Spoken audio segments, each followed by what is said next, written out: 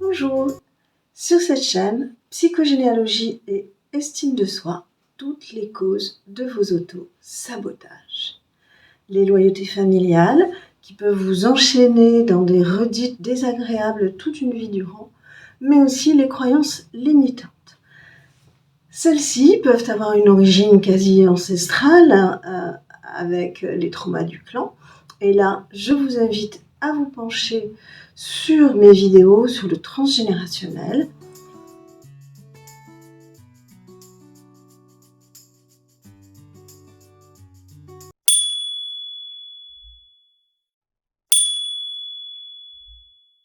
Vos freins peuvent s'appuyer sur un manque de confiance et d'estime personnelle avec des conséquences parfois légères, mais parfois aussi très graves, allant jusqu'aux addictions, jusqu'à l'épuisement ou vous poussez à devenir la proie de narcissiques.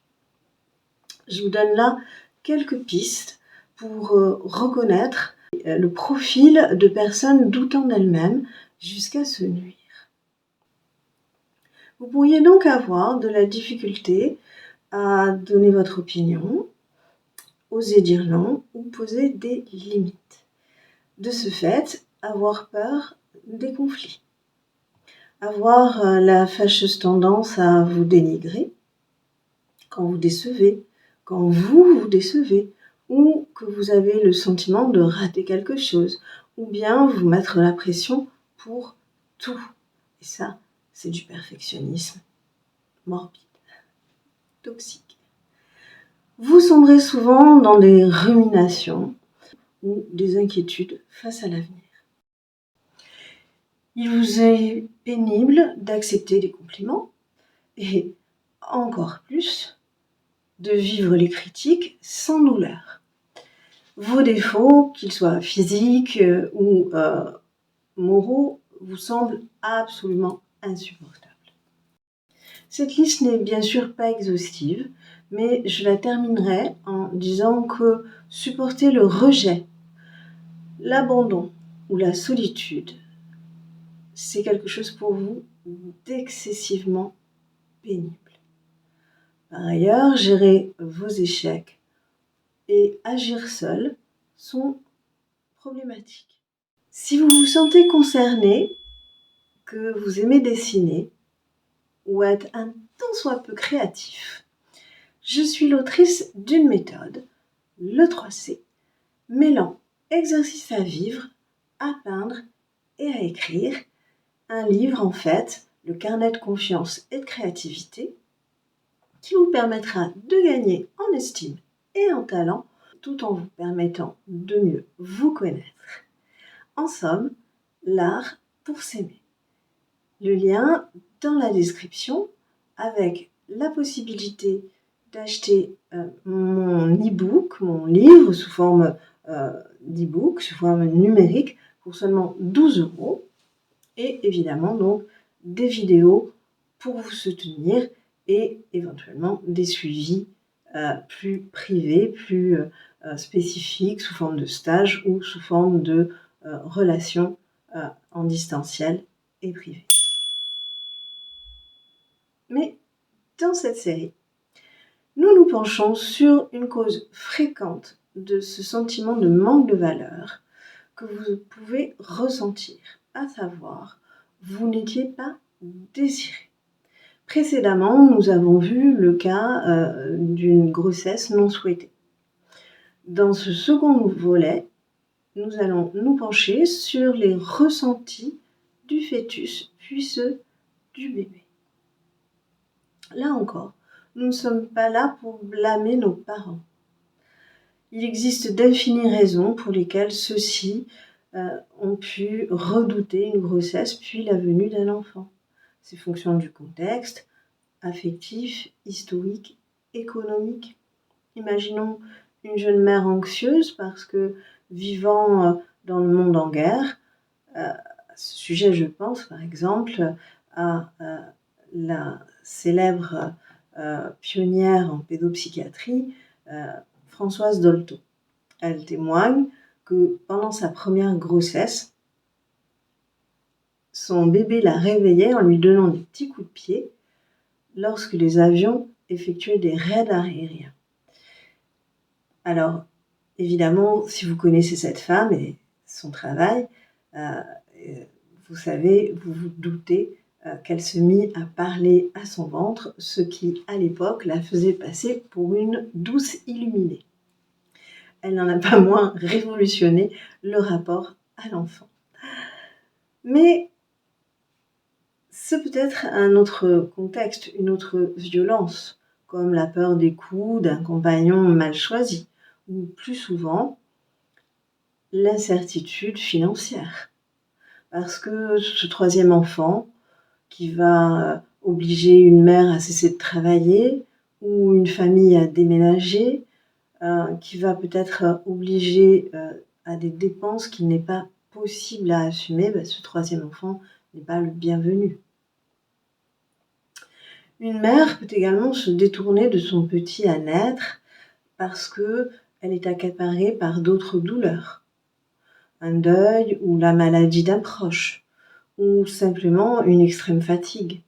Après tout, la trop fameuse charge mentale, ça n'est pas qu'un mythe. Je ne reviendrai pas non plus sur la peur du qu'en dira-t-on, la peur de la honte, qui peut mener au désespoir parce que je pense l'avoir suffisamment évoqué dans la précédente capsule qui concernait donc les grossesses. Quelles que soient les peines d'une future mère, son fœtus absorbera ces hormones liées au stress, comme le cortisol, ne serait-ce que parce que le placenta ne protège pas de tout. Cette incidence peut laisser des traces importantes dans le développement du petit, avec des naissances prématurées, un ralentissement du développement psychique ou physique, un faible poids à la naissance, des risques de maladies infectieuses, des troubles du comportement, de l'apprentissage, de l'attention. À ce sujet, il y a plus. L'épigénétique, science qui démontre que nos gènes s'expriment ou non en fonction du stress, en fonction de causes extérieures comme l'alimentation ou notre activité physique, eh bien, l'épigénétique a montré que ces modifications de nos gènes sont réversibles, certes, mais elles peuvent aussi se transmettre. De ce fait, la mère ou ses propres parents peuvent avoir vécu des traumas qui impacteront leurs descendants. Un autre type de message que le fœtus perçoit fort bien. Les sons, mais surtout les paroles et les caresses. Sur ce dernier point, je vous invite à vous pencher sur l'aptonomie. C'est un accompagnement proposé aux femmes enceintes pour qu'elles ou leur compagnon aient un contact vraiment tactile avec le fœtus. Et effectivement, en fonction des pressions, le bébé va se coller à la paroi, au ventre, et il y a un échange qui est extrêmement positif. Donc, ces jeux sont tout à fait sécurisants, tout à fait agréables, plaisants et ressentis par l'enfant à venir. Mais qu'en est-il de ceux qui sont négligés, des petits qui sont ignorés? Les voix douces, les chansons fredonnées par ailleurs sont de véritables cadeaux pour le tout petit qui perçoit très tôt toutes sortes d'interactions sonores. Mais il perçoit les bonnes comme les mauvaises, hélas. J'attire votre attention sur le fait que si son environnement est anxiogène, le bébé naîtra très probablement avec une personnalité teintée de crainte. On dit tous que tel ou tel enfant n'avait pas la même personnalité que son frère, que sa sœur, etc. dès la naissance. Toutes les familles l'ont ressenti. Un enfant donc qui sera impacté par un liquide amniotique, par exemple, qui aura été plus riche en cortisol, naîtra avec une sorte de mode vigilance, tel un soldat inquiet ou un sauveur attentif. Et il sera déjà prêt à aider ceux qui sont censés prendre soin de lui. Cette hypersensibilité fait qu'il peut, dès ses premières heures, s'oublier au profit d'autrui ou se faire oublier pour ne pas être dérangé dans un environnement où il est peu ou mal accueilli. Vous comprenez qu'il y a là le lit pour une construction d'une identité à l'estime fragile. Une fois parmi nous, le bébé, totalement dépendant, perçoit davantage encore les peurs ou les rejets de ses proches. Lorsqu'une mère est inquiète ou se montre indifférente à son enfant, celui-ci le ressent parfaitement. C'est une certitude. Ne disposant pas d'autre langage que le non-verbal, vivant une sorte de fusion-confusion avec celle ou celui qui prend soin de lui, rien ne peut échapper au très jeune. Il tente de communiquer pour assurer sa survie par des cris, des regards, des sourires, puis le silence et le renoncement si le parent se montre absent. L'attention, le contact physique, les paroles sont essentielles puisque nous sommes des êtres de lien et de communication. Ce manque de soins ou ces rejets ne concernent pas seulement des mères dans la misère ou la honte ou ayant vécu des drames intenses, les empêchant de créer un échange doux et nourrissant avec leur bébé.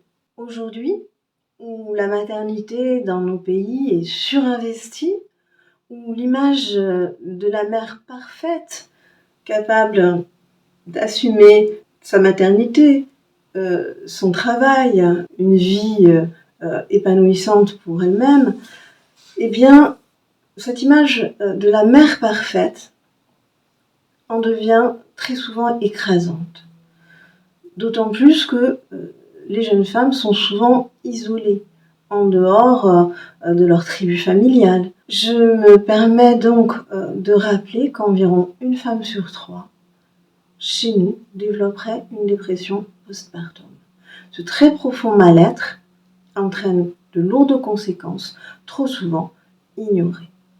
C'est à mon sens un véritable problème de société qui mériterait d'être abordé beaucoup plus sérieusement. Rappelons enfin un point crucial. La moitié des traumatismes sont non pas des chocs graves, mais plutôt des séries de négligences et bien sûr, plus tard, nous avons aussi les formes de mépris ordinaires en famille ou en classe. Ça, c'est pour la moitié des gens qui sont traumatisés.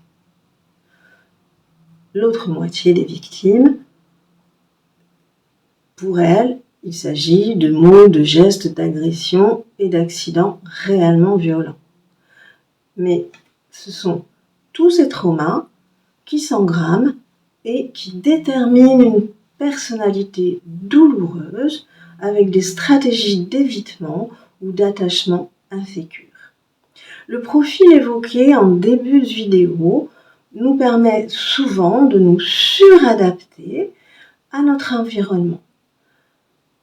Souvenez-vous, vous allez avoir peut-être une posture de sauveur ou de guerrier.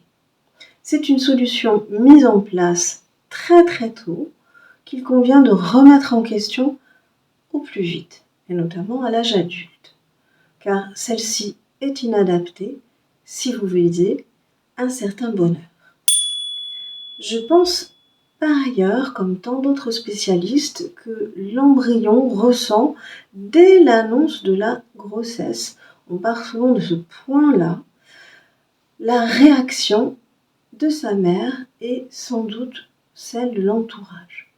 En psychogénéalogie, mais aussi avec les mémoires cellulaires ou même en physique quantique, nous savons que tout n'est qu'information et que tous les messages passent.